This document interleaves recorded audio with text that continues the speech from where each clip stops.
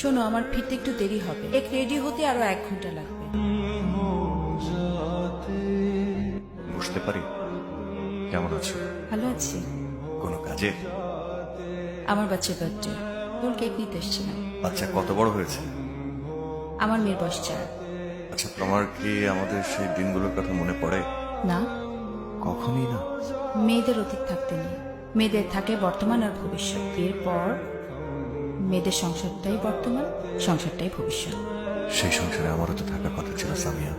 এভাবে আমার জীবন থেকে হারিয়ে গেলে, হারাতে না চাইলে ধরে রাখতে জানতে হয়। যে মানুষটা সবচেয়ে বেশি ভালো রাখতে পারে, সে মানুষটা সবচেয়ে বেশি কষ্টও দিয়ে যেতে পারে। সুখে থাকো, ভালো থাকো, কোনো আপত্তি নেই। কিন্তু তোমার কোনো কিছুতেই আমি নেই, এটা আমি মেনে নিতে পারছি না। এক্সকিউজ মি ম্যাম, আপনার কেকটা রেডি। চেক করা লাগবে না, আপনি প্যাক করে গাড়িতে দিয়ে যান। ওয়েট।